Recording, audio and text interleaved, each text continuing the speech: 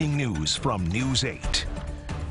Good evening. That breaking news, the grand jury proceedings related to the death of Daniel Prude have been released. Nearly 1,300 pages, 45 hours of deliberation over 9 sessions that ended in officers involved in the case not being charged in Prude's death. We have crews combing over the paperwork right now, including Kayla Green, who joins us now in the studio with what she's read so far. Kayla, the public has waited nearly 2 months for these documents. What do we find out today?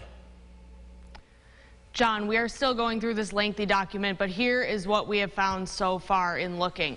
An officer who responded to the scene where Daniel Prude was detained says when he arrived, there were already 2 police cars there. He says he saw Prude lying face down in the middle of the street, handcuffed and naked. The officer says he was conscious. He says Prude was yelling loudly, asking officers to give them their guns and asking for keys. The officer says he told the other officers on scene he was going to mental hygiene arrest Prude. The officer says in his past experience with dealing with people on PCP, they can be, quote, erratic and sometimes violent. The officer says he then went to his car to complete paperwork, and after some time, the ambulance arrived on scene. He says he saw EMS doing CPR on Prude and says Prude regained a pulse when the ambulance took him to the hospital. The officer says he believed Prude would live.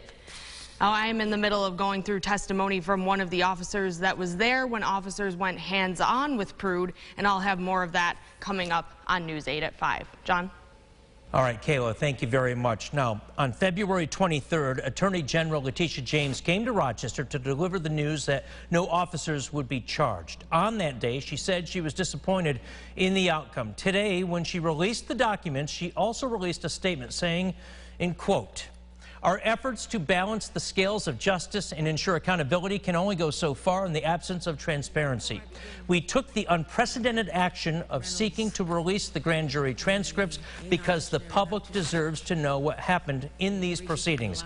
As I have throughout my career, I will continue to use every tool at my disposal to shine a light in the corners of our system that have been hidden for too long," end quote.